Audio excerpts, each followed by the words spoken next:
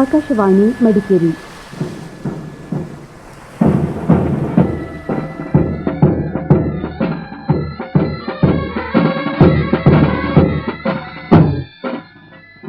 ಶಬ್ದಚಿತ್ರ ರಣರಂಗದಿಂದ ಬದುಕಿನಂಗಳಕ್ಕೆ.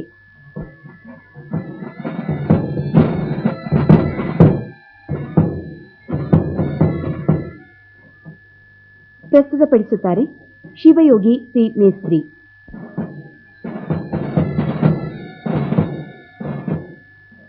ಕೇಳಿ ಶಬ್ದಚಿತ್ರ ರಣರಂಗದಿಂದ ಬದುಕಿನಂಗಳಕ್ಕೆ.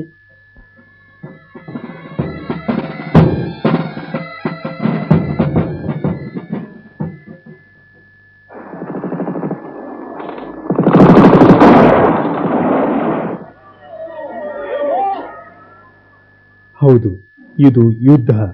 ಎಂದೋ ಆದ, ಎಂದಿಗೂ ಆಗಬಾರದ ಯುದ್ಧ.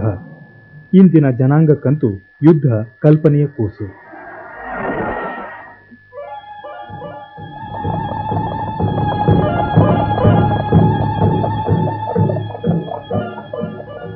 ಕಿರು ಪರದೆಯಲ್ಲಿ, ರಜತ ಪರದೆಯಲ್ಲಿ ಸಂಗೀತ, ಧ್ವನಿ ಪರಿಣಾಮಗಳ ಹಿನ್ನೆಲೆಯಲ್ಲಿ ಮೂಡಿಬರುವ ಯುದ್ಧ ರೋಚಕವಾದ ಒಂದು ದೃಶ್ಯವಷ್ಟೇ. ಹಾಗೇನೆ ರಾಮಾಯಣ, ಮಹಾಭಾರತದಲ್ಲಿ ನಡೆದ ಯುದ್ಧಗಳು ಕೂಡ ಒಂದೆರಡು ಕ್ಷಣ ನೋಡುಗನ, ಕೇಳುಗನ, ಓದುಗನ ಮನಸ್ಸನ್ನ ರೋಮಾಂಚಿತಗೊಳಿಸುವಷ್ಟರ ಮಟ್ಟಿಗೆ ಮಾತ್ರ ಸೀಮಿತ ಈ ಯುದ್ಧ.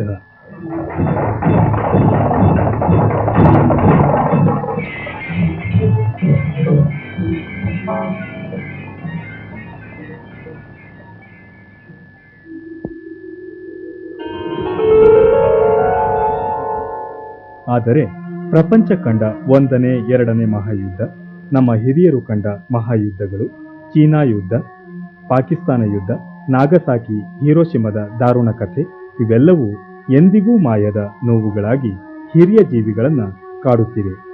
ಅಂತೆಯೇ ಶಾಂತಿ ಮಂತ್ರದ ಜಪ.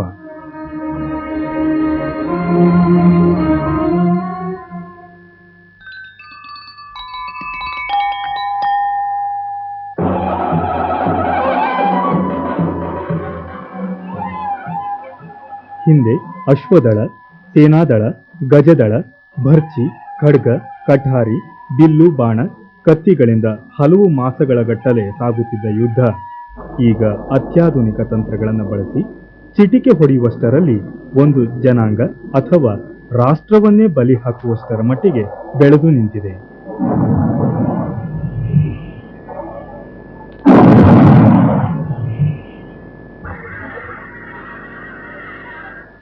ದೇಶದ ಮಧ್ಯೆ ಸಾಗುವ ಯುದ್ಧವಿದಾದರೆ ದೇಶದ ಆಂತರಿಕ ಕ್ಷೋಭೆ, ಭಯೋತ್ಪಾದನೆಗಳನ್ನು ಮೆಟ್ಟಿಹಾಕಲು ಸಾಗುವ ಕಾರ್ಯಾಚರಣೆಗಳು ಕೂಡ ಇಂದಿನ ಕಾಲದಲ್ಲಿ ಯುದ್ಧಕ್ಕೆ ಸರಿಸಮವೇ.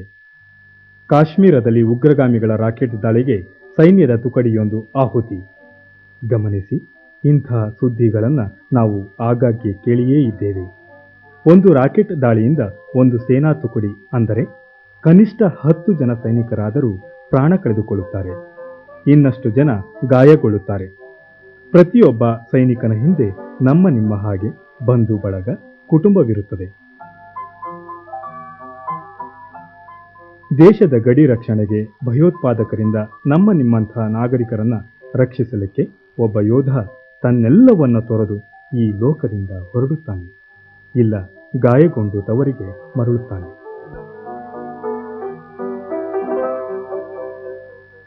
ಯೋಚಿಸಿ, ವಿಫಲ ಪ್ರೇಮಕ್ಕಾಗಿ, ಕುಟುಂಬ ಕಲಹಕ್ಕಾಗಿ, ಆಸ್ತಿ ವಿವಾದಕ್ಕಾಗಿ, ಕುಡಿತದಲ್ಲಿ, ಮೋಜಿನ ಸವಾರಿಯಲ್ಲಿ, ದಿನನಿತ್ಯ ಕ್ಷುಲ್ಲಕವಾಗಿ ಸ್ವಂತ ಲಾಭಕ್ಕೆ, ವೈಭೋಗದ ಜೀವನಕ್ಕಾಗಿ ಪ್ರಾಣ ತೆರುವವರನ್ನ ನಾವು ನೋಡಿದ್ದೇವೆ. ಜೀವನ ಪೂರ್ತಿ ಕೋರ್ಟು ಕಚೇರಿಗೆ, ಆಸ್ತಿ ಗಳಿಕೆಗಾಗಿ ಓಡಾಡುವವರನ್ನ ನಾವು ನೋಡಿದ್ದೇವೆ. ಇದನ್ನೆಲ್ಲ ಮರೆತು ಈ ದೇಶವನ್ನ ನಮಗಾಗಿ ನಿಮಗಾಗಿ ಕಾಯುವ ಯೋಧರು ಎದುರಾಳಿಗಳಿಗೆ ಬಲಿಯಾದಾಗ ಈ ಸಾವು ವೀರ ಸಾವಲ್ಲದೆ. ಅಂತೆಯೇ ನಮ್ಮಲ್ಲಿ ಪ್ರಾಚೀನವಾದ ಒಂದು ನಂಬಿಕೆ ಇತ್ತು, ಯುದ್ಧದಲ್ಲಿ ಮಡಿದರೆ ವೀರ ಸ್ವರ್ಗ ಪ್ರಾಪ್ತಿ ಅಂತ.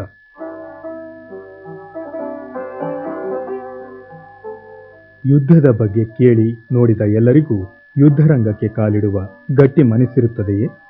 ಹಾಗೇನೂ ಇಲ್ಲ. ಯುದ್ಧ ಹೊರಗಿನಿಂದ ನೋಡುವವರಿಗೆ ಒಂದು ಅನುಭವ ಮಾತ್ರ. ಆದರೆ ಸ್ವತಃ ಯೋಧನೆನಿಸಿಕೊಂಡವರಿಗೆ ಚಿಕ್ಕಂದಿನಲ್ಲಿಯೇ ತನ್ನೆಲ್ಲವನ್ನು ಅಂದರೆ ನಾವು ಬಹುವಾಗಿ ಪ್ರೀತಿಸುವ ಅಪ್ಪ ಅಮ್ಮ, ಅಕ್ಕ ತಂಗಿ, ಅಣ್ಣ ತಮ್ಮ, ಗೆಳೆಯ ಗೆಳತಿಯರು, ಕಾಲೇಜು ಜೀವನ ಇವೆಲ್ಲವನ್ನು ಬಿಟ್ಟು ತವರಿನಿಂದ ದೂರ ಬಹುದೂರದ ಈ ದೇಶದ ಗಡಿಯಲ್ಲಿ ಸುಡೋ ಬಿಸಿಲಿನಲ್ಲಿ, ಮಳೆಯಲ್ಲಿ, ಮೈಕೊರೆಯುವ ಚಳಿ ಹಿಮದಲ್ಲಿ ಏಕಾಂಗಿಯಾಗಿ ಮಣಭಾರದ ಆಯುಧಗಳನ್ನು ಹೊತ್ತು ಮೈಯೆಲ್ಲ ಕಣ್ಣಾಗಿಸಿ ಅಂಗೈಯಲ್ಲಿ ಪ್ರಾಣವಿಟ್ಟುಕೊಂಡು ಗಡಿ ಕಾಯುವ ಪ್ರತಿಯೊಬ್ಬ ಯೋಧನಿಗೆ ಎಲ್ಲ ಮಮಕಾರ ಮೀರಿದ ದೃಢ ಮನಸ್ಸು ಬೇಕು. ಇಂತಹ ಸಾಮರ್ಥ್ಯ, ಗಟ್ಟಿ ಮನಸ್ಸು ಕೆಚ್ಚೆದೆಯ ಯೋಧನ ಪ್ರಮುಖ ಲಕ್ಷಣಗಳು. ಕ್ಷಣ ಕ್ಷಣಕ್ಕೂ ನಾವು ಬಹುವಾಗಿ ಹೆದರುವ ಸಾವಿನ ದವಡೆಗೆ ಹತ್ತಿರವಾಗಿಸುವ ಈ ಕೆಲಸಕ್ಕೆ ಎಂಟದಿಯ ಧೈರ್ಯವೇ ಬೇಕು ಅಲ್ಲವೇ?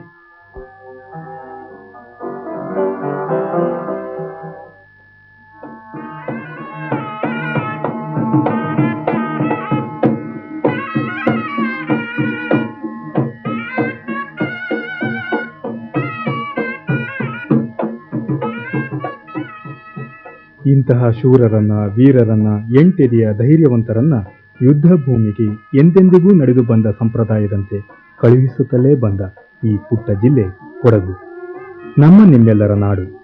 ಕೊಡವ ಕುಟುಂಬದಲ್ಲಿ ಮಗನೊಬ್ಬ ಹುಟ್ಟಿದರೆ ದೇಶ ಕಾಯೋ ವೀರನೊಬ್ಬ ಹುಟ್ಟಿದ ಎಂಬುವಷ್ಟರ ಮಟ್ಟಿಗೆ ಕೊಡಗಿಗೂ ದೇಶ ರಕ್ಷಣೆಗೂ ಬೆಳೆದು ಬಂದ ನಂಟು.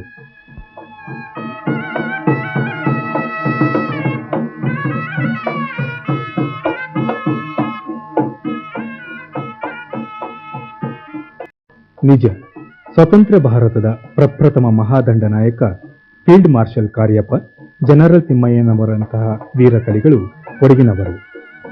ಕೊಡಗು ಎಂದಾಕ್ಷಣ ಬಾಯಿ ರುಚಿಗಾಗಿ ಕಾಫಿ, ಕಿತ್ತಳೆ, ಏಲಕ್ಕಿ, ಮೆಣಸು ಅಂತ ಬಯಸುವ ಮನಸ್ಸು, ಅದರ ತುಡಿತದಿಂದ ಭಯ, ಭಕ್ತಿ, ಗೌರವಾದರಗಳಿಂದ ಹೊರಹೊಮ್ಮುವ ಹೆಸರುಗಳು ಈ ವೀರ ಸೇನಾನಿಗಳದು.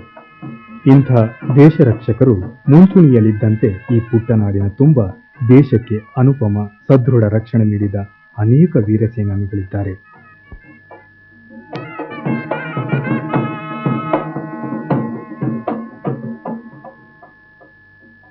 ಕಾಲಕಾಲಕ್ಕೆ ಈ ದೇಶದ ಬಾಹ್ಯ ಆಂತರಿಕ ರಕ್ಷಣೆಗೆ ಸೈನ್ಯ ರಂಗದ ವಿವಿಧ ದಳಗಳಿಗೆ ಈ ಪುಟ್ಟ ಜಿಲ್ಲೆ ವೀರರನ್ನ ಕೊಡುತ್ತಲೇ ಬಂದಿದೆ. ದೇಶ ಸೇವೆ ಈಶ ಸೇವೆ ಎಂಬುದನ್ನು ಇನ್ನೂ ಪಾಲಿಸುತ್ತಾ ಬಂದಿರುವ ಈ ಜಿಲ್ಲೆಯ ಜನತೆ ಮಾಜಿ ಸೈನಿಕರ, ಹಾಲಿ ಸೈನಿಕರ ಬೀಡಾಗಿದೆ. ರಣರಂಗದಲ್ಲಿ ಆಂತರಿಕ ಕ್ಷೋಭೆಯಲ್ಲಿ ಭಯೋತ್ಪಾದಕರ ವಿರುದ್ಧ ನಡೆದ ಕಾರ್ಯಾಚರಣೆಗಳಲ್ಲಿ ಪಾಲ್ಗೊಂಡು ಹರೆಯದ ಹದಿ ವಯಸ್ಸಿನ ಹೊಸ್ತಿಲಲ್ಲೇ ಹೆತ್ತವರನ್ನ, ಮಿತ್ರರನ್ನ, ತವರನ್ನ ಬಿಟ್ಟು ದೇಶ ಸೇವೆಗೆ ಹೋದ ಕೆಲವು ಮಾಜಿ ಸೈನಿಕರು ಈಗ ನಮ್ಮ ನಿಮ್ಮಂತೆ ಬದುಕಿನಂಗಳದಲ್ಲಿದ್ದಾರೆ.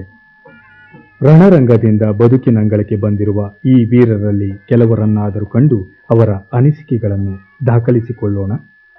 ನಿವೃತ್ತ ಸುಬೇದಾರ್ ಮೇಜರ್ CM ಸೋಮಯ್ಯ ಸೈನ್ಯಕ್ಕೆ ಭರ್ತಿಯಾಗಿದ್ದು ಬ್ರಿಟಿಷರ ಕಾಲದಲ್ಲಿ. 1943ರಲ್ಲಿ ಸೇವೆಗೆ ಭರ್ತಿಯಾಗಿ 1967ರಲ್ಲಿ ಅಂದರೆ 24 ವರ್ಷ ರಣರಂಗದಲ್ಲಿ ಸೇವೆ ಸಲ್ಲಿಸಿ ನಿವೃತ್ತಿ ಪಡೆದವರು. ಈಗ ಮಾಜಿ ಸೈನಿಕರಾಗಿ ಚಿಕ್ಕ ತೋಟವೊಂದನ್ನು ಬೆಳೆಸುತ್ತಾ ಕೊಡವ ಸಮಾಜದ ಸಹ ಕಾರ್ಯದರ್ಶಿಯಾಗಿ ತೊಡಗಿಸಿಕೊಂಡಿದ್ದಾರೆ. ಈ ಸಮಾಜದ ಆಗುಹೋಗುಗಳಲ್ಲಿ ಬೆರೆತವರು. ಸೋಮಯ್ಯ ತಮ್ಮ ನೆನಪಿನ ಬುತ್ತಿ ಬಿಚ್ಚಿದಾಗ, ನಾನು ಕಾಶ್ಮೀರ್ ಆಪರೇಷನ್ನಲ್ಲಿ ಪಾಕಿಸ್ತಾನದಲ್ಲಿ ಇದು ಮಾಡಿದ್ದೇನೆ, ವಾರದಲ್ಲಿ ಇದ್ದೆ. ನಾವೊಂದು 1 ತಿಂಗಳು ಆಪರೇಷನ್ ಇದರಲ್ಲೇ ಇದ್ದಿದ್ದು. ಆಗ ನಾವು ಹೋಗ್ತಾ ಇರುವಾಗ ಬುಲೆಟ್ಸ್ ಎಲ್ಲ ಬರೋದು, ಟ್ರೇಸರ್ ಬುಲೆಟ್ಸ್ ಬರ್ತದಲ್ಲ, ಅದು ರಾತ್ರಿ ಸಮಯದಲ್ಲಿ ಕ್ಲಿಯರ್ ಕಾಣ್ತದೆ. ನಾವು ಭಾಳ ಹುಷಾರಲ್ಲಿ ಹೋಗಿ ಎಷ್ಟು ಎತ್ತರದಲ್ಲಿ ಹೋದ್ರೂ ಅಲ್ಲಿಂದ ಆಕ್ಸಿಡೆಂಟ್ ಆಗಿ ಬರ್ತಾಯಿದ್ರು. ನಾವು ಜನರನ್ನು ಹೊತ್ಕೊಂಡು ವಾಪಸ್ ಬರ್ತಿದ್ದೆವು. ಅಲ್ಲಿ ಬೇಸಲ್ಲಿ ಬಿಟ್ಟು ಮತ್ತೆ ತಿರುಗಿ ಹೋಗಬೇಕಾಗಿತ್ತು. ಅವ್ರದ್ದು ನಾವು ನೈಟ್ ಒಂದು ಆಪ್ರೇಷನ್ ಇದರಲ್ಲಿ ನಮ್ಮ ಆರ್ಟಿಲರಿ ಟ್ಯಾಂಕ್ಸ್ ಹೊಡಿತಾ ಇದ್ದರು, ಗುಂಡು ಹಾರಿಸ್ತಾ ಇದ್ದರು. ಅದು ಸ್ಕೈಲ್ಯಾಂಡಲ್ಲಿ ಇದ್ದುದರಿಂದ ಡೈರೆಕ್ಟ್ ಅವರಿಗೆ ಪಾಕಿಸ್ತಾನವರಿಗೆ ಕಾಣಿಸ್ತಿತ್ತು. ಅಲ್ಲಿಂದ ನಮ್ಮ ಪೊಸಿಷನ್ಗೆ ಅವ್ರದ್ದು ಬುಲೆಟ್ಸ್ ಬರ್ತಾಯಿತ್ತು. ಆ ಡೈರೆಕ್ಟ್ ಅವರು ಅಲ್ಲಿಂದ ಹಿಟ್ ಮಾಡಿದಲ್ಲಿ ನಾನು ಭಾಳ ಹತ್ತಿರದಲ್ಲೇ ಇದ್ದೆ, ಒಂದು 25 ಗಜ ದೂರದಲ್ಲಿದ್ದೆ. ಒಂದು ಬಾಂಬ್ ಬಂದು ಬಿದ್ದು ಸ್ವಲ್ಪ ಒಂದು 25 ಪೌಂಡ್ರು ಇರಬೇಕು, ಅದು ಒಂದು ಕೆಳಗೆ ಹೋಯಿತು. ಅದು ಅಲ್ಲಿ ಬಸ್ಟ್ ಆಗಿ ನಮಗೇನು ಇದೆಲ್ಲ ಇಲ್ಲಿತ್ತು, ಗುಡ್ಡ ಕಾಡು ಆದುದರಿಂದ ಡೈರೆಕ್ಟ್ ಹಿಟ್ ಆಗಲಿಲ್ಲ. ಅದು ಸ್ಪ್ರೆಡ್ ಆಗಿ ಹೋಗುವಾಗ ಅದೆಲ್ಲ ತಡೆದ್ಬಿಟ್ಟು ಗುಡ್ಡದಲ್ಲಿ. ನಾವು ಒಂದು ಸೈಡಲ್ಲಿ ಟ್ರೆಂಚಸ್ ಮಾಡಿಕೊಂಡು ಅಲ್ಲೇ ಮಲಗಿದ್ದೆವು. ಆ ಟೈಮಲ್ಲಿ ಒಂದು ಬಂದು ಕೆಳಗೆ ಬಿತ್ತು, ಎರಡನೇದು ಆ ಗನ್ನಿಗೆ ಹೊಡೆದಿದ್ರು ಅವರು. ಆ ಗನ್ನಿಗೆ ತಪ್ಪಿ ಒಂದು ಲೆಫ್ಟ್ ಸೈಡ್ಗೆ ಒಂದು ರೈಟ್ ಸೈಡ್ಗೆ ಹೋಯಿತು. ಆದ್ದರಿಂದ ನಮಗೆ ಯಾವ ಕ್ಯಾಜುಯಾಲಿಟಿ ಆಗಲಿಲ್ಲ. ಆದರೆ ಬೇರೆ ಇದರಲ್ಲಿ ಕ್ಯಾಜುಯಾಲಿಟಿ ಒಂದು 10-15 ಜನರಿಗೆ ಆಗುಂಟು. ಅವ್ರನ್ನ ಬೇಸ್ ಕ್ಯಾಂಪಿಗೆ ತಗೊಂಡೋದು, ಅದರಲ್ಲಿ ಸುಮಾರು ಜನ ಹೋದ್ದಾರೆ. ಮತ್ತು ಅಲ್ಲಿಂದ ನಾವು ಆ ಮನೆ ಖಾಲಿ ಆಗುವಾಗ ಅವರು ಪಾಕಿಸ್ತಾನವರು ಬಿಟ್ಟು ಓಡ್ತಾರಲ್ಲ, ಆ ಟೈಮಲ್ಲಿ ಮನೆಯೊಳಗೆ ನುಗ್ಗಿ ಯಾರಾದರೂ ಇದ್ದಾರಾ ಅಂತೇಳಿ ಹುಡುಕ್ತೇವೆ. ಅಲ್ಲಿ ಇದ್ದಾರೆ ಅಂತ ಹೇಳ್ಕೊಂಡು ತಿಳ್ಕೊಂಡು ಒಂದು 10-15 ಜನ ಇದ್ದರು. ಇವರು ಪಾಕಿಸ್ತಾನ ಒಬ್ಬರೇ ಇದ್ದಿದ್ದು. ಅವನು ಒಂದು ಹ್ಯಾಂಡ್ ಗ್ರೆನೇಡ್ ಹೊಡೆದು ಒಂದು ಸೆಕ್ಷನ್ನೇ ನಮ್ಮದು ವಾಶ್ ಔಟ್ ಆಯಿತು. ನೀವು ಸುಮಾರು 27 ವರ್ಷ ಸೈನಿಕ ಜೀವನವನ್ನು ನಡೆಸಿದ್ದೀರಾ. ಆ ಸೈನಿಕ ಜೀವನಕ್ಕೂ ಈ ನಾಗರಿಕ ಜೀವನಕ್ಕೂ ಏನು ವ್ಯತ್ಯಾಸ ಇದೆ ಅನಿಸುತ್ತೆ? ಸೈನಿಕದಲ್ಲಿ ಶಿಸ್ತಿತ್ತು. ಈಗ ಇಲ್ಲಿ ಸರ್ವೀಸ್ ಬಿಟ್ಟು ಇಲ್ಲಿ ಬಂದ ಮೇಲೆ ಸಿವಿಲಿಯನ್ಸ್ ನಮ್ಮನ್ನು ಈಗ ಸರಿಯಾಗಿ ಮಾತಾಡಿಸೋದೆಲ್ಲ ಕಷ್ಟ. ನಾವೇನಾದರೂ ಹೇಳಿದ್ರೆ ಅದಕ್ಕೆ ಜವಾಬು ಕೊಡೋದು ಕಷ್ಟ. ನಮಗೆ ಆ ಶಿಸ್ತು ಬಂದಿದ್ದರಿಂದ ನಾವು ಸ್ವಲ್ಪ ಡಿಸಿಪ್ಲಿನ್ ಇದರಲ್ಲಿ ಹೋಗ್ತಿದ್ದೇವೆ.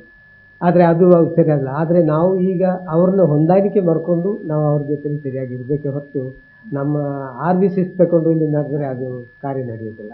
ಇದಕ್ಕೆ ಏನು ಕಾರಣ ಇರ್ಬೋದು ಅನಿಸುತ್ತೆ? ಕಾರಣ ಏನಂದರೆ ಜನರು ಇಲ್ಲಿ ಇರೋರು ಅವರಿಗೆ ಇದು ಅಭ್ಯಾಸ ಇಲ್ಲ. ಅವರು ಆ ಕಡೆ ಈ ಕಡೆ ಸುತ್ತಕೊಂಡಿರ್ತಾರೆ, ಕಲ್ಲು ಕುಡಿಯೋದು ಮತ್ತು ಇಂಥದ್ದೇ ಅವರಿಗೆ ಒಂದು ಅಭ್ಯಾಸ ಇರೋದು. ನಮಗೆ ಅಂದರೆ ಆ ಟೈಮ್ ಟು ಟೈಮ್ ಇರಬೇಕು. ಒಂದು 10:30 ಅಂತ ಹೇಳಿದ್ರೆ 10:30 ಕರೆಕ್ಟು ಸೇರಬೇಕು. ಸ್ವಲ್ಪ ಲೇಟ್ ಆದರೆ ಅದು ಬಿಡೋದಿಲ್ಲ. ತೋಟದಲ್ಲಿ ಈಗ ನಾವು ಕೆಲಸ ಮಾಡಿಸ್ತಿದ್ದೀವಿ. ಆಳುಗಳು ಬರೋದು ಒಂದೊಂದು ಸಾರಿ 8 ಗಂಟೆ ಆಗ್ತದೆ, ಒಂದು ಸಾರಿ 9 ಗಂಟೆ ಆಗ್ತದೆ. ಅವರಿಗೆ ಜೋರು ಮಾಡಲಿಕ್ಕೆ ಹೋದರೆ ಅವರೇ ತಿರುಗಿಬಿಡ್ತಾರೆ. ನಮಗೆ ಅದೆಲ್ಲ ಆಗೋದಿಲ್ಲ, ನಾವು ಬರೋದಿಲ್ಲ ಅಂತ ಹೇಳ್ಕೊಂಡು ಹೀಗೆಲ್ಲ ಸಮಸ್ಯೆ. ಸರ್ಕಾರದಿಂದ ಏನಾದರೂ ಸೌಲಭ್ಯ ಏನಾದರೂ ಸಿಗ್ತಾ ಇದೆಯಾ ನಿಮಗೆ? ಸರ್ಕಾರದಿಂದ ಯಾವ ಸೌಲಭ್ಯ ಇಲ್ಲ, ಪೆನ್ಷನ್ ಮಾತ್ರ ಸಿಗ್ತದೆ ಅಷ್ಟೇ, ಬೇರೆ ಯಾವುದೂ ಇಲ್ಲ. ಈಗ ಸೌಲಭ್ಯದಲ್ಲಿ ಕ್ಯಾಂಟೀನ್ ಸರ್ವಿಸ್ ಒಂದು ಮಾತ್ರ ಕೊಟ್ಟಿದ್ದಾರೆ. ಮತ್ತು ಗೌರ್ಮೆಂಟ್ ಇದರಲ್ಲಿ ಹೋದರೆ, ರೆವಿನ್ಯೂ ಇದರಲ್ಲಿ ಕೇಳಿದ್ರೆ ಈಗ ಜಾಗ ಇಲ್ಲ, ಮತ್ತು ಪೈಸರಿ ಜಾಗ ಸಿಕ್ಕಿದ್ರೆ ಮಾತ್ರ ಅದು ನಮಗೆ ಸೌಲಭ್ಯ ಸಿಗ್ತದೆ. ಆದರೆ ಅದು ಸಿಗ್ತಾ ಇಲ್ಲ. ಅವರು ಹೇಳ್ತಾರೆ, ಕೇಳಿದ್ರೆ ಈಗ ಎಲ್ಲಿಯೂ ಪೈಸರಿ ಜಾಗ ಇಲ್ಲ, ಎಲ್ಲ ಆಕ್ಯುಪೈ ಮಾಡಿಬಿಟ್ಟಿದ್ದಾರೆ ಅಂತೇಳಿ. ಅದರಿಂದ ಅಂಥ ಸೌಲಭ್ಯ ನಮಗೆ ಸಿಕ್ಕಿಲ್ಲ. ನಾವು ಮತ್ತೆ ಅದನ್ನು ಕೇಳೋಕ್ಕೂ ಹೋಗಲಿಲ್ಲ. ಜೋಡುಪಾಲದ ಸಿ.ಪಿ. ಉತ್ತಯ್ಯ ಸದ್ಯಕ್ಕೆ ಮಡಿಕೇರಿಯ ನಿವಾಸಿ. 17 ವರ್ಷ ಸೈನ್ಯದಲ್ಲಿದ್ದ ಇವರು ಕಾಲೇಜಿನ ರಂಗುರಂಗಿನ ಜೀವನದಿಂದ ಸೈನ್ಯದ ಕಟ್ಟುಪಾಡುಗಳ ಅಂಗಳಕ್ಕೆ ಹೋದ ಬಗೆಯೇ ವಿಚಿತ್ರ. ಸೈನಿಕ ಸೇರಲು ನಾನು ಸೆಕೆಂಡ್ ಇಯರ್ BA ಓದುತ್ತಿಗೆ ನಮ್ಮ ಒಂದು ಕ್ಲೋಸ್ ಫ್ರೆಂಡ್ಸ್ ಥರಲ್ಲಿ ಎಲ್ಲರೂ ಸೋಮವಾರಪೇಟೆಯಲ್ಲಿ ಒಂದು ಇಂಟ್ರಿ ಇತ್ತು. ಇಂಟ್ರಿಗೆ ಹೋಗೋಣ ಅಂತ ಒಂದು ಸಂತೋಷದಲ್ಲಿ ನಾವು 4-5 ಜನರು ಹೋಗೋದು. ಅದರಲ್ಲಿ ನಾನು ಒಬ್ಬನೇ ಸೆಲೆಕ್ಷನ್ ಆಗಿಬಿಟ್ಟೆ. ಸೆಲೆಕ್ಷನ್ ಆಗಿ ಅವತ್ತೇ ಒಂದು 18 ರೂಪಾಯಿ ಕಳಿಸಿದ್ರೆ ನೀನು ಹೋಗಪ್ಪ ನಾಸಿಕ್ ರೋಡ್ಗೆ, ನಿನ್ನ ಟ್ರೈನಿಂಗ್ ಸೆಂಟ್ರ್ ಅಲ್ಲಿ ಅಂತ ಹೇಳಿದ್ರು. ನಿನ್ನ ಮನೆಗೆ ಸಹ ಬರಲಿಕ್ಕೆ ಬಿಡಲಿಲ್ಲ. ನಾನು ಲಾಸ್ಟ್ ಮಗ ಆಗಿದ್ದೆ. ಅದರಿಂದ ತಂದೆ ತಾಯಿಗೆ ತುಂಬ ಬೇಜಾರಾಗಿತ್ತು. ನಾನು ಹೇಳದೆ ಹೋಗಲೇಬೇಕಾಗಿತ್ತು. ಜೊತೆಗೆ ನಾವು 3 ಜನರು ಸೇರಿ ಹೋಗಲೇಬಿಟ್ಟು ನಾಸಿಕ್ ಹೋಗೋತ್ತಿಗೆ ಹಿಂದಿ ಪ್ರಾಬ್ಲಮ್ ಆಯಿತು ಸ್ವಲ್ಪ.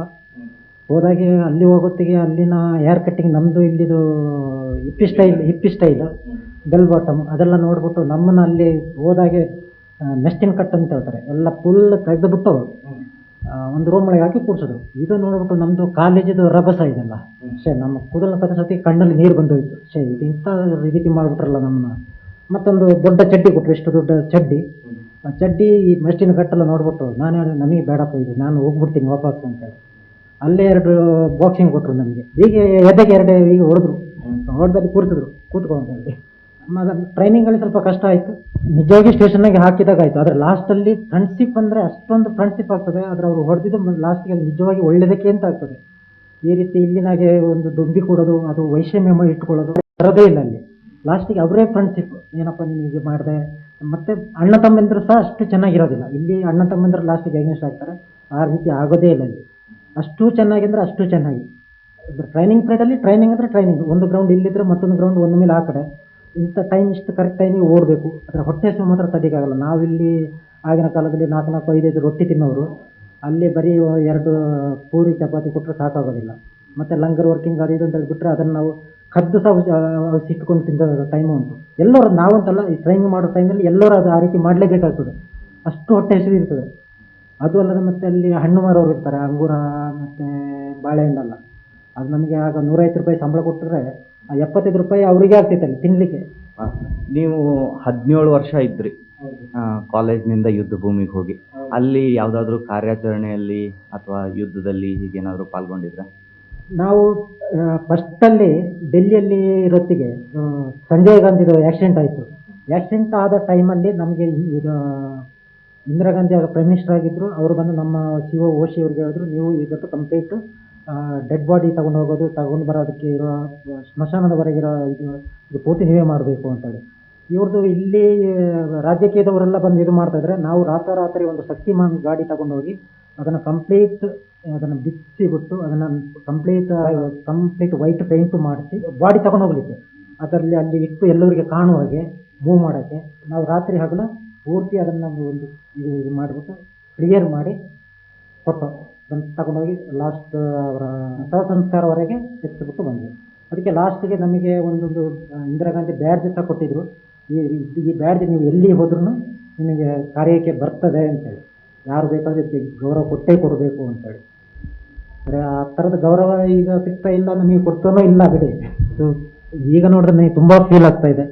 ಆ ಲೈಫ್ ತುಂಬ ಚೆನ್ನಾಗಂದರೆ ಕಾಲೇಜ್ ಲೈಫ್ ಚೆನ್ನ ಅಂತಾರೆ, ಅದಕ್ಕಿಂತ ಚೆಂದ ಲೈಫ್ ಅಂದರೆ ಮಿಲಿಟ್ರಿ ಲೈಫ್. ನನ್ನ ಎಕ್ಸ್ಪೀರಿಯನ್ಸಲ್ಲಿ ಮಿಲಿಟ್ರಿ ಲೈಫಿಗೆ ಬಿಟ್ಟ ಲೈಫೇನೇ ಇಲ್ಲ. ಟೈಮ್ ಟು ಟೈಮ್ ಇಲ್ಲಿನಾಗೆ ಏನಿಲ್ಲ, ಊಟಕ್ಕೆ ಊಟ, ಆಟಕ್ಕೆ ಆಟ. ನಾಗರ ಜೀವನದಲ್ಲಿ ನಾವು ಹೊಂದ್ಕೊಳ್ಬೇಕು ಅಷ್ಟೇ ಅಲ್ಲದೆ ನಮಗೆ ತುಂಬ ಬೇಸರ ಆಗ್ತದೆ. ಯಾಕೆಂತ ಹೇಳಿದ್ರೆ ಇವ್ರಿಗೊಂದು ಡಿಸಿಪ್ಲಿನ್ ಇಲ್ಲ, ಒಂದು ಕಚ್ಚಾಟ. ಅವನ ಮೇಲೆ ಹೋಗ್ಬಿಟ್ಟ, ಅವನ ತೋಟ ಮಾಡಿಬಿಟ್ಟ, ಅವನ ಆ ಪಾರ್ಟಿಯಲ್ಲಿ ಬಂದುಬಿಟ್ಟ, ಇವನು ಈ ಪಾರ್ಟಿಯಲ್ಲಿ ಬಂದುಬಿಟ್ಟ ಅಂತ ಹೇಳೋದು. ನಮ್ಮ ಅದರಲ್ಲಿ ಮಿಲಿಟ್ರಿಯಲ್ಲಿ ಯಾವ ಇದಾದರೂ ಕಚ್ಚಾಟ ಅಂತ ಹೇಳುವಂಥದ್ದು ಬರೋದಿಲ್ಲ. ಈ ಕೊಡಗಿನ ಮಣ್ಣಿನ ಗುಣವೇ ಹಾಗೆ. ಸಿಮೆಂಟು ನಗರಗಳಲ್ಲಿ ಹುಟ್ಟಿದ ಮಕ್ಕಳು ದೊಡ್ಡ ದೊಡ್ಡ ಕಟ್ಟಡಗಳ ಮಾಲೀಕರಾಗುವ, 18 ಸೇವಕರನ್ನ ಅಡಿಯಾಳಾಗಿಸುವ, ಸಮಾಜದಲ್ಲಿ ಮೆರೆಯುವ ಕನಸು ಕಂಡ್ರೆ, ಚೆಟ್ಟಳಿಯ ಸಿಪಿ ಭೀಮಯ್ಯ ಚಿಕ್ಕವರಿದ್ದಾಗ ಕನಸಿನಲ್ಲಿ ವಿಮಾನ ಹಾರಾಡಿಸಿದ್ದು, ಧರೆಗಿಳಿದದ್ದು, ಇಳಿಸಿದ್ದು, ಹೊಡೆದು ಬೀಳಿಸಿದ್ದು ಇಂತಹ ಕನಸುಗಳನ್ನು ಕಂಡರು. ಭೀಮಯ್ಯ 26 ವರ್ಷ ಏರ್ಫೋರ್ಸ್ನಲ್ಲಿ ಸೇವೆ ಸಲ್ಲಿಸಿ ಈಗ ಬದುಕಿನಂಗಳದಲ್ಲಿದ್ದಾರೆ.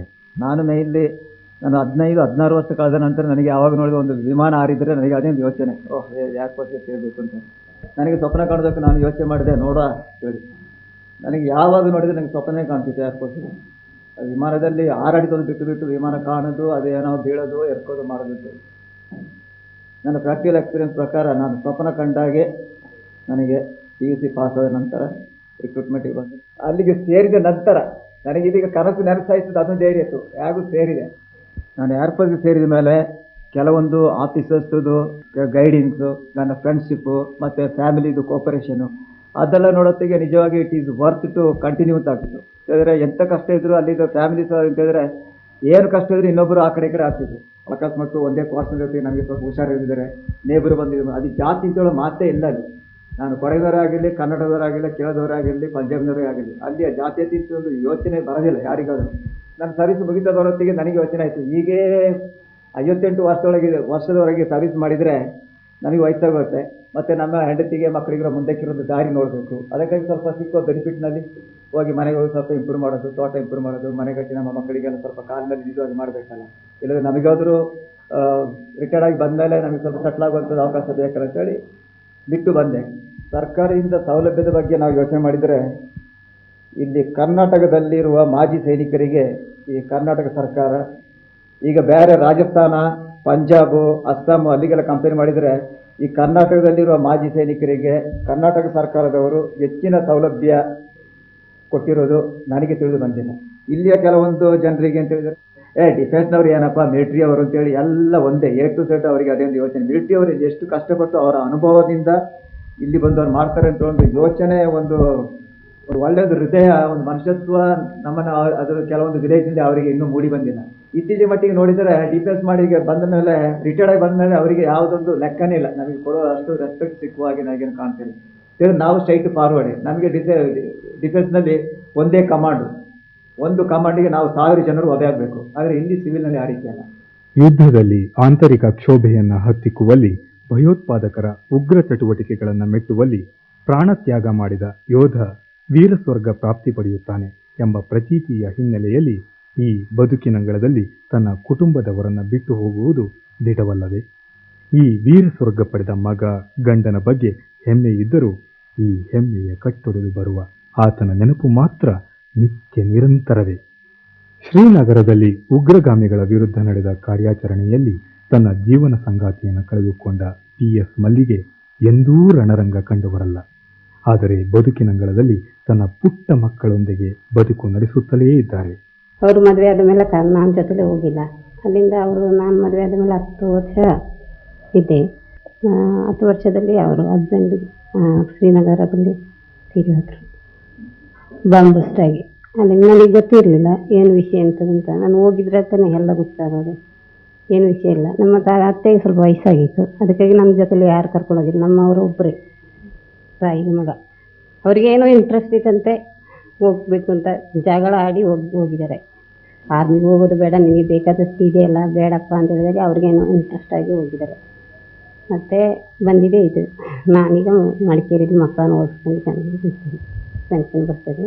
ನಾಡಲ್ಲಿ ಎಲ್ಲ ಆಸ್ತಿ ನೋಡಿಕೊಂಡು ನಾನು ಇದ್ದೀನಿ. ಅವರು 2 ತಿಂಗಳು ರಜದಲ್ಲಿ ಬಂದು ಮಾರ್ಚ್ 13ಕ್ಕೆ ಅವರು ರಜದಲ್ಲಿ ಹೋದರು. ಮೇ 7ಕ್ಕೆ ಅವರು ಹೀಗೆ ಆದರು, ಎಕ್ಸ್ಪೋಸ್ ಆದರು.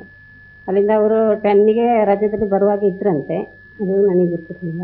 ಜಾಗದ ಬದಲು ಒಂದು 25,000 ರೂಪಾಯಿ ಕೊಟ್ಟರು ಜಾಗದ ಬದಲಿ. ಮತ್ತು ಮನೆ ಕಟ್ಟಿ ಕೊಡ್ತಾರಂತೆ, ಅದರ ಪಟ್ಟ ಎಲ್ಲ ಕೊಡ್ತಾ ಇದ್ದೀವಿ. ಜೀವನೀಗ ಗಂಡಸರಿಲ್ಲದಿದ್ದರೆ ಕಷ್ಟ ತಾನೆ, ಎಲ್ಲ ನಾನೇ ಮಾಡಬೇಕು. ನನ್ನ ಇವರಿಗೆ ಅಣ್ಣ ತಮ್ಮಂದ್ರೆ ಯಾರೂ ಇಲ್ಲ, ಎಲ್ಲ ನನ್ನ ಕೈಯಿಂದ ಆಗಬೇಕು. ಮಕ್ಕಳನ್ನ ಸಣ್ಣ ಸಣ್ಣ ಮಕ್ಕಳೊಂದು ಕೆಲಸವೇ ಆಗಿಲ್ಲ, ಎಲ್ಲ ನನ್ನಿಂದ ಆಗಬೇಕು. ಆಗ ಒಂದೊಂದು ಸಲ ಬೇಜಾರಾಗ್ತದಲ್ಲ. ಹಸ್ಬೆಂಡ್ ಹೀಗಾಗಿದ್ದಕ್ಕೆ ನಮಗೆ ಮಕ್ಕಳೊಂದು ದೊಡ್ಡದಲ್ಲ, ಅದಕ್ಕೆ ಅವರಿಗೆ ಆರ್ಮಿ ಖುಷಿದ್ದು ಇವರಿಗೆ. ಅದೇ ಲೈಫು ಚಂದ, ನೀನು ಎಂತ ಹೇಳ್ತೀಯ, ನಾನು ಸತ್ರು ನನ್ನ ಮಕ್ಕಳಿಗೆ ಬರ್ತದೆ ದಾರಿ ಇದೆ, ನೀನು ಎಂತ ಹೇಳ್ತೀಯ ಅಂತ ಅವರು ಮನೇಲಿ ಬಂದು ಖುಷಿ ಪಡ್ತಿತ್ತಿಲ್ಲ. ನಿನಗೆ ಆ ಜಾಗನೇ ಖುಷಿ ಆಗೋದು ಅಂತ ಹೇಳ್ತಿದ್ರು. ಅದಕ್ಕೆ ನಾನು ಹೇಳ್ತೀನಿ, ಖುಷಿಯಾಗಿದ್ದ ಜಾಗದಲ್ಲೇ ಹೋಗಿದ್ದಾರೆ ಅವರು ಅಲ್ಲೇ ಖುಷಿ ಅವರಿಗೆ, ಅಲ್ಲೇ ಹೋಗಿದ್ದಾರೆ. ಜೀವನದ ಬಹುಪಾಲು ದೇಶ ಸೇವೆಗೆ ತೊಡಗಿ ಜೀವನದ ಮಧ್ಯಾವಧಿಗೆ ನಿವೃತ್ತ ಸೈನಿಕರೆಂಬ ಹೆಸರಿನೊಂದಿಗೆ ನಿಮ್ಮ ನಡುವೆ ಈ ಬದುಕಿನಂಗಳಕ್ಕೆ ಇಳಿಯುವ ಈ ವೀರ ಸೈನಿಕರಿಗೆ ಸರ್ಕಾರ ಏನು ಸೌಲಭ್ಯ ಕೊಡುತ್ತದೆ ಎಂಬುದನ್ನು ಹೇಳಿದವರು ಮಡಿಕೇರಿಯ ಸೈನಿಕ ಕಲ್ಯಾಣ ಮತ್ತು ಪುನರ್ವಸತಿ ಇಲಾಖೆ ಉಪನಿರ್ದೇಶಕರಾದ SP ಉತ್ತಯ್ಯ ಅವರು.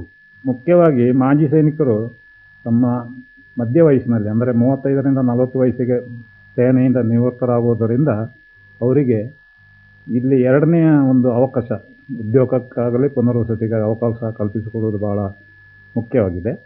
ಆ ನಿಟ್ಟಿನಲ್ಲಿ ನಾವು ಅವ್ರನ್ನ ಉದ್ಯೋಗಕ್ಕಾಗಿ ನೋಂದಣಿ ಮಾಡ್ತೀವಿ. ಆದರೆ ಎಲ್ಲರಿಗೂ ಈಗಿನ ಕಾಲದಲ್ಲಿ ಉದ್ಯೋಗ ಸಿಕ್ಕೋದು ಕಷ್ಟ ಸಾಧ್ಯ. ಆದ್ದರಿಂದ ಅವರು ಸ್ವಯಂ ಉದ್ಯೋಗದಲ್ಲಿ ತೊಡಗಲು ಕೂಡ ನಾವು ಪ್ರೇರೇಪಣೆ ನೀಡ್ತೀವಿ ಮತ್ತು ಅದಕ್ಕೆ ಸೂಕ್ತ ತರಬೇತಿ ಮತ್ತು ಮಾರ್ಗದರ್ಶನ ಕೊಡ್ತಾ ಇದ್ದೀವಿ. ನಮ್ಮ ಸರ್ಕಾರದ ವತಿಯಿಂದ ಸ್ವಯಂ ಉದ್ಯೋಗಕ್ಕಾಗಿ 3 ಯೋಜನೆಗಳನ್ನು ಮಾಡಿದೆ.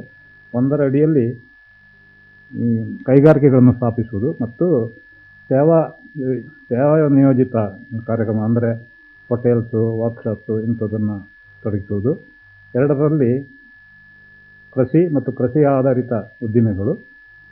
ಸ್ವಯಂ ಉದ್ಯೋಗ 3ರಲ್ಲಿ ಖಾದಿ ಮತ್ತು ಗ್ರಾಮೋದ್ಯೋಗಕ್ಕೆ ಸಂಬಂಧಪಟ್ಟಂಥ ಉದ್ಯಮಗಳನ್ನು ಸ್ಥಾಪಿಸಲು ಪ್ರತ್ಯೇಕ ಸ್ಕೀಮ್ಗಳಿವೆ. ಇದರಲ್ಲಿ ಮಾಜಿ ಸೈನಿಕರು ಅದನ್ನು ಪಡ್ಕೊಳ್ಳಿ. ಸರ್ಕಾರದಿಂದ ಭೂಮಿ ಈಗ ಸಿಕ್ಕೋ ಸಾಧ್ಯತೆ ಭಾಳ ಕಡಿಮೆ. ಯಾಕೆಂದರೆ ಸರ್ಕಾರದವರು ಅರಣ್ಯವನ್ನು ಹೆಚ್ಚಿಸುವ ಸಲುವಾಗಿ ಬಹುತೇಕ ಭೂಮಿಯನ್ನು ಅರಣ್ಯ ಇಲಾಖೆ ಕೊಟ್ಟಿದ್ದಾರೆ.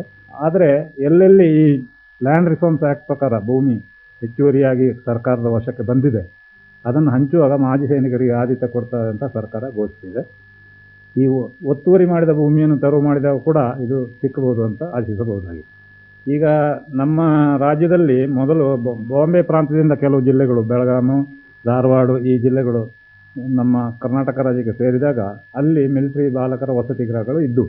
ಆದರೆ ಇತರ ಜಿಲ್ಲೆಗಳಲ್ಲಿ ಈ ಸೌಲಭ್ಯ ಇಲ್ಲದಿರುವ ಬಗ್ಗೆ ಹಲವಾರು ಮಾಜಿ ಸೈನಿಕರು ಎಲ್ಲ ಕಡೆಗಳಲ್ಲೂ ಬೇಡಿಕೆ ಸಲ್ಲಿಸ್ತಾ ಇದ್ದಾರೆ. ಸರ್ಕಾರದವರು ಹಂತ ಹಂತವಾಗಿ ಎಲ್ಲೆಲ್ಲಿ ನಿವೇಶನಗಳು ಲಭ್ಯವಿದೆ ಅಲ್ಲಿ ಇಂಥ ಹಾಸ್ಟೆಲ್ಗಳನ್ನು ಸೇರಬೇಕಂತ ತೀರ್ಮಾನ ಇದೆ. ಇನ್ನು ಕೆಲವು ವರ್ಷಗಳಲ್ಲಿ ನಮ್ಮ ಕೊಡಗು ಜಿಲ್ಲೆಗೂ ಸಿಗ್ಬೋದು ಅಂತ ಆಶಿಸ್ಬೋದು. ಪ್ರತಿಯೊಬ್ಬ ಮಾಜಿ ಸೈನಿಕ ಅವನ ಮನೆ ಸಮೀಪದಲ್ಲಿ ಒಂದು ಉದ್ಯೋಗ ಸಿಕ್ಕಬೇಕು ಅನ್ನುವಂಥ ಭರವಸೆ ಇಟ್ಕೊಂಡು ಬರ್ತಾನೆ. ಅಂದರೆ ಅವರಿಗೆ ರೀಸೆಟಲ್ಮೆಂಟ್ ಇದಕ್ಕೆ ಎಂಪ್ಲಾಯ್ಮೆಂಟಿಗೆ ರಿಸರ್ವೇಷನ್ ಇದೆ.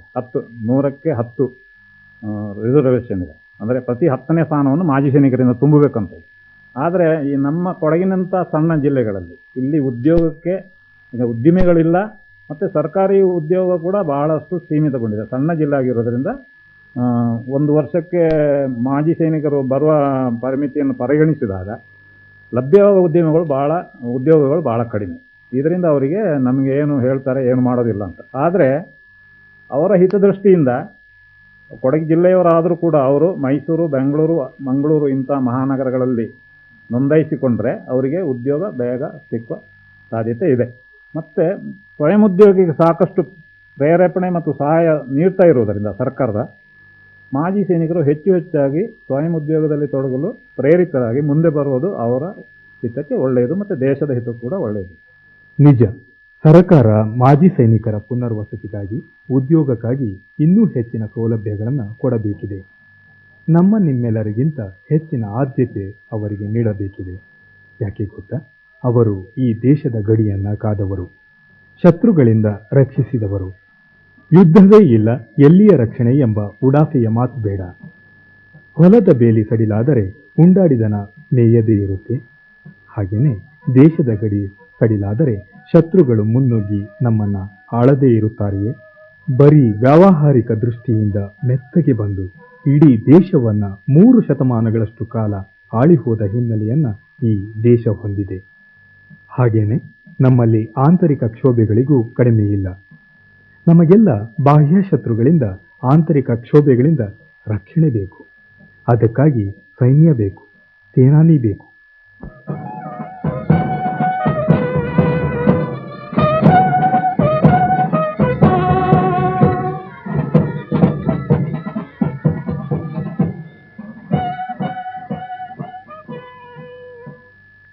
ಇಂದು ಮಾಜಿ ಸೇನಾನಿಗಳಿಗೆ ಬೇಕಾಗಿರೋದು ಸಮಾಜದಲ್ಲಿ ಹಿಡಿಯಷ್ಟು ಗೌರವ, ಪ್ರೀತಿ, ವಿಶ್ವಾಸ, ಹೊರತಾಗಿ ಉಡಾಫೆಯ ಮಾತಲ್ಲ. ನಮ್ಮೆಲ್ಲರ ರಕ್ಷಣೆಗೆ ಅವರು ನಮ್ಮಿಂದ ದೂರವಾಗಿ, ಬಹುದೂರವಾಗಿ ವರ್ಷಗಟ್ಟಲೆ ನಮ್ಮನ್ನ ಹಗಲಿರುಳು ಕಾಯ್ದಿದ್ದಾರೆ. ನೆನಪಿರಲಿ, ದೂರದ ಕಾಶ್ಮೀರದ ಗಡಿಯಲ್ಲಿ ಸ್ಫೋಟಿಸಿದ ಒಂದು ಬಲಾಢ್ಯ ಆಧುನಿಕ ಬಾಂಬು ಕನ್ಯಾಕುಮಾರಿಯ ಒಂದು ಕುಟುಂಬವನ್ನ ಅಸ್ತವ್ಯಸ್ತಗೊಳಿಸಬಹುದು. ಇದು ಅತ್ಯಾಧುನಿಕ ಯುಗ. ಇಂತಹದರಲ್ಲಿ ನಮ್ಮ ಕುಟುಂಬಕ್ಕೆ ಏನೂ ಆಗದ ಹಾಗೆ ಮಾಜಿ ಸೈನಿಕರು ಹಗಲಿರುಳು ಕಾಯ್ದಿದ್ದಾರೆ. ಅವರಿಗೆ ನಿಮ್ಮೆಲ್ಲರ ಹಿಡಿಯಷ್ಟು ಪ್ರೀತಿ, ಗೌರವ ಬೇಕು. ಕೊಡುತ್ತೀರಲ್ಲವೇ? ಇದು ಅವರ ನಿರೀಕ್ಷೆಯಲ್ಲ, ನಿಮ್ಮೆಲ್ಲರ ಹೆಮ್ಮೆಯ ಕೊಡುಗೆ ಇದಾಗಬೇಕು ನಮ್ಮ ದೇಶದ ವೀರ ಸೇನಾನಿಗಳಿಗೆ.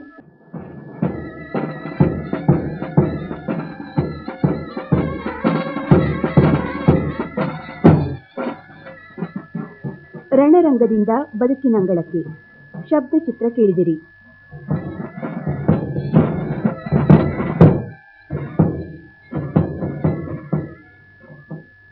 ನಿರೂಪಣೆ ಜಿ ಶಾಂತಕುಮಾರ್.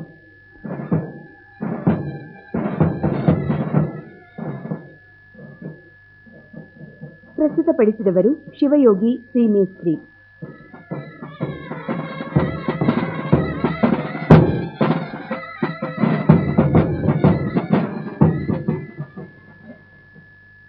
ಈ ಕಾರ್ಯಕ್ರಮ ಆಕಾಶವಾಣಿ ಮಡಿಕೇರಿ ಕೇಂದ್ರದಿಂದ ಮೂಡಿಬಂತು.